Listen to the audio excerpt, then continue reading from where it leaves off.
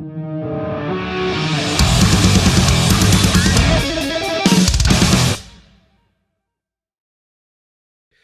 you doing? Good, man. I'm good at this time of morning, so I'm hopefully my sentences roll out properly. Oh, yeah, But, yeah, me too. man. Hey, it's really cool to meet you, Rob. It's great to meet you. I like your shirt, by the way, before we get started. Yeah, Man, great classic. band. Man, man. Billy Gould. Yeah, Billy Gould and all the guys. Mike Borden is Oh, one of my best friends, and that's yeah, he's the godfather to my son, actually. Yeah, there you hmm go. That's right. That's yeah, right. yeah, Man, I yeah, love that band so much. But we just yeah. had Bungle. I just had Bungle here Monday night Oh yeah, with cool. Melvins. Yeah, Yeah, yeah. still recovering. Well, great band, amazing people. Scott Ian actually is kind of like our neighbor here in Topanga Canyon down in Southern California. He, I've known Scott, I mean, forever. The first tour I ever did in Europe with Suicidal Tendencies was actually opening for Anthrax on their first arena tour. So it would have been the State of Euphoria tour. And that was my first experience on an Anthrax stage in Europe. Was my first touring experience with Suicidal Tendencies. I'd never been to Europe before, so I have a strong connection to just historically and Mm, with him and his family and our family are pretty tight. So I'm happy that he's doing the Bungle, you know, it's cool. tour and being a part of that because I know for him it's special. It's a challenge. It's something different, and it's cool. Yeah, man. Hey, it was good. It was a real good night. And now tonight I got Machine Head and Fear Factory. We're getting all down here.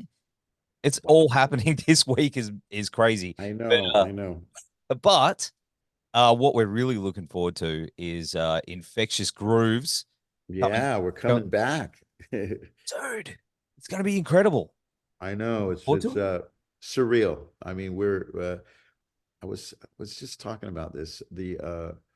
I don't know, going back into the 90s, it was like we had this connection to, you know, the Australian community. And then that kind of transferred into Metallica. Kirk being a surfer and myself being a surfer, we Mm, had this connection. So from the very beginning, and the first kind of big, fun, kind of festive outing that I ever played with Metallica was actually Big Day Out in Australia, of course. And I remember, you know, we were surfing every day and hanging out with all the pro surfers, and it ended up turning into like the gig itself became almost like an accoutrement or a little side dish to the surf tours we were doing and all the incredible spots we were able to surf and go into the beach every day. So that was always a bonus for us, and for that reason we've always had this connection.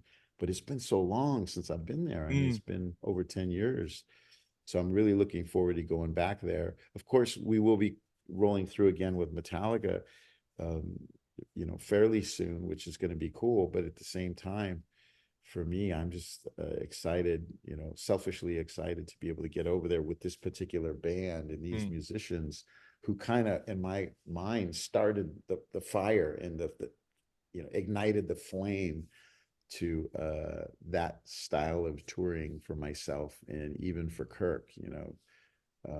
Just it's just always the best times we had touring. We're there. We're in Australia, and we haven't been there for 10 years, so it's crazy.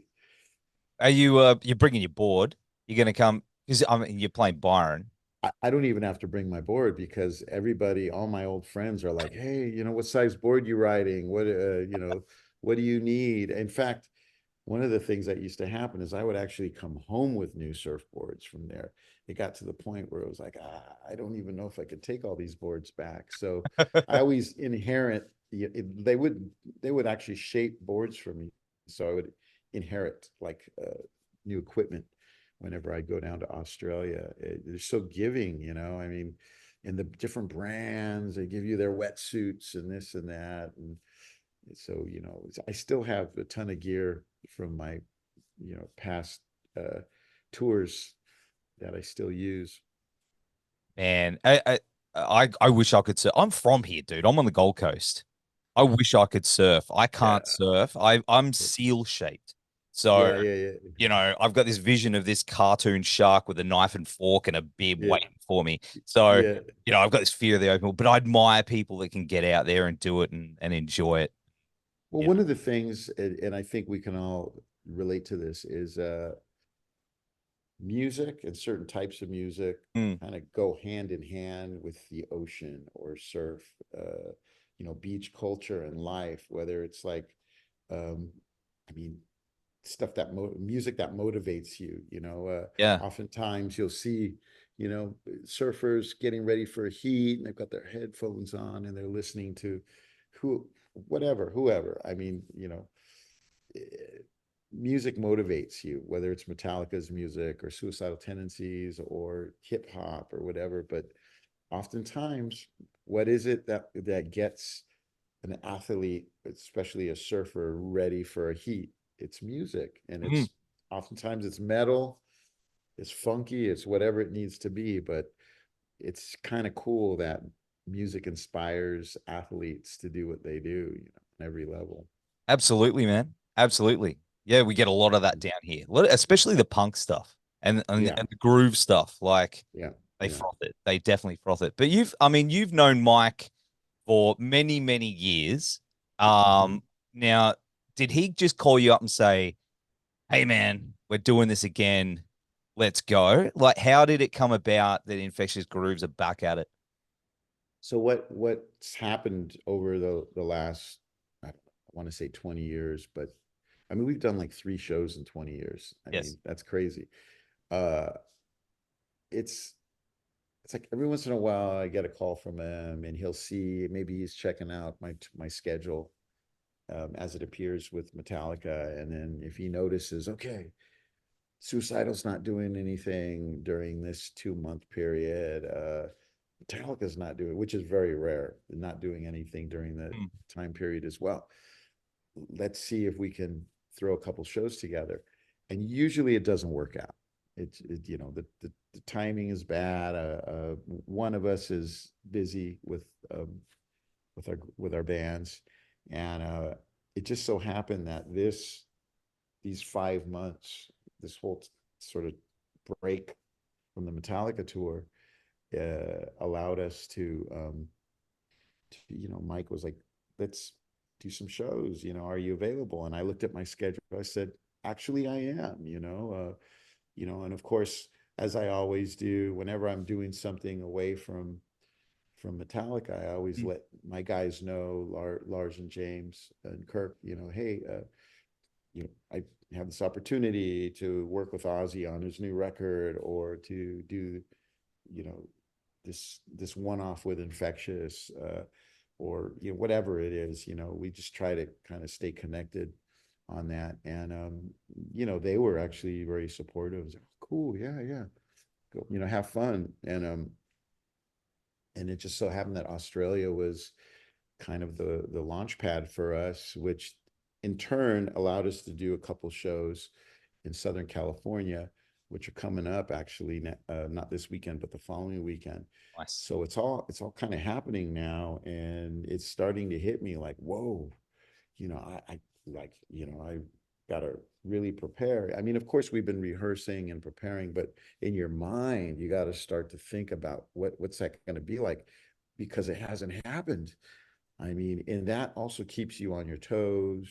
It keeps you grounded. Mm, Some people, hey, I'm getting a break from tour. I'm going on a trip, or I'm traveling, or I'm staying home, or I'm whatever, and for me, it was just kind of like, I feel like I got more busy with the break. I ended up, it's always a way. did a few different recordings, Yeah. and just was doing some work with Jerry Cantrell, for a few months. But it's all stuff that, for me, it's like everyone I collaborate with, especially living here, in Los Angeles. There's Mm. so many incredible musicians, and they're my friends, and they're also hungry to make music. And that's just a special, those are special moments when you can actually play in a band like Metallica, but then you can go and jam with, Brad Wilk from Rage Against the Machine, or, John Theodore from Queens of the Stone Age, or, Kirk will even roll into town and we'll jam, and, um, all my friends that I've had, uh, like Brooks Wackerman, who plays normally would be playing drums in Infectious Grooves. Mm. He's out with Avenged Sevenfold. Well, Brooks started playing with Infectious Grooves when he was 15 years old, and he's now like 43, 44. A couple kids, married. He's like, and those are still my great friends. Yeah. Mike Borden. We talk about Mike Borden. I mean, I was jamming with Mike. A month ago, and I'll be in San Francisco next week, and I'll be hanging out with Mike Borden. You know what I mean? It's like, you know, uh, you, I stay friends with all of my, my great collaborators and friends that I trust and respect, and who I can be creative with, and who, they'll take a bullet for you, and Yeah. these are the people. They're still in my life, and I've known them forever. So I just feel blessed in that way. But yeah, I mean, Mike, yeah, he's obviously a great friend, and he said, are you up for this? And I'm like, yeah, let's do it. And we didn't have a drummer because Brooks was unavailable, and then Jay, um, Mike reached out to Jay, and Mike and Jay had met before on previous tours. I had never met Jay before, which is crazy. I kind of didn't know what he looked like unless he was in the mask, which is Oh, really yeah, weird. that's yeah, yeah, that's I was right. like, I was Yeah. like, does he have blonde hair? I was like, just kind of like. Playing clip. Yeah, so So it was interesting to actually meet him for the first time. But he's a tremendous player. The drummers in the history of the band have always been phenomenal. From mm. Stephen Perkins back in the '90s, and Josh Freese, who's now with the Foo Fighters. He started playing with Infectious at 19. Brooks was 15, like I was saying. Um, so it's just an honor to get back up there and play these songs and challenge ourselves. Is there new? Are you going to be jamming on some new stuff? Like when you got into the room with those boys, did some fresh ideas come out, or? Well, yeah, we ended up recording one new song that's still in the works, and that was a lot of fun to reunite with our producer Paul Norfield, to reconnect with Adam Siegel, who was really my writing partner on a lot of this music. Though Adam's not coming to Australia with us, it was great to be in the studio with Adam. Um, Dave Kushner is actually coming out, and Dave Kushner, believe it or not, has history with Infectious Grooves. He played in Velvet Revolver, but he actually played on the first album. He was featured on a song called "Punk It Up," and he was also huge in bringing Stephen Perkins to Infectious Grooves back in 1991, and he's been a great friend. So touring with him for the first time ever for me is also a special part of this experience, as well as playing and touring with Jay, and also my son's coming out because Suicidal's going to play a set of music too. So I get to go surfing with my son, and Oh man, you must be music. so proud of that dude. Yeah, yeah, Must be yeah, so yeah. So proud. it's surreal, and sometimes things just come together and it happens to work out, and fortunately this fell into place. Man. And did you, I mean, obviously it's a musical family. You know, your son's playing, taking, filling in your shoes from Suicidals. I mean, Yeah. did you guys jam together on the material? Like, did you show him some tips or tricks or? It was funny because there was a couple songs from the Lights Camera Evolution album where he asked me a couple questions. He generally doesn't ask too many questions. He's his own player. Hmm. He plays guitar. He writes his own songs. He's really strong with a pick as well as his fingers. I play with a pick sometimes, but I'm not nearly as strong as he is. So he's really grounded in his own way as a writer and as a performer now. He's got like 2 or 3 bands that he's in. Um, and obviously actively touring with Suicidal Yeah. Tendencies, and how that happened going back for him, like when he was, I feel like he was 16 or something, and Rod Diaz, who was playing bass at the time, had a visa situation that he was taking care of in Chile, and this gig that they were doing in LA happened to fall in around the same time. So Mike reached out to Ty, knowing what he was capable of, and also before that, years before that, Ty had done a full-on tour with Korn, and he Mm. filled in he filled in for Fieldy in South America, and did a he was 12 years old at the time. So he knew he could trust Ty. And that was Ty's first experience with ST. And it was like Dave Lombardo on drums, and with all this pedigree, Dino on guitar, and Mike. And I remember Ty went up on the drum riser to play, to get up there with Dave. And then when he jumped off, right right when his feet hit the ground, Mike Muir had just turned around and bowled him over, Oh, accidental, but it was like, like a rugby, scenario. And Mike gets into that kind of crazy headspace, and he just yes. knocked him over. But I was like, welcome to ST, I was like, he's been, how do you say, christened, so to speak. But and he's been with him pretty much ever since. At the same time, he has his band Otto, Yes. and Feed the Beast. So he's always playing music. And in our household, you know, it's always like a creative environment. My wife, she does her music actively, and she's Mm. got more projects than I even know. It's like she's doing a variety of original music oriented projects, but she's also doing art and fashion. My daughter plays drums. She's practicing 3 to 5 hours a day.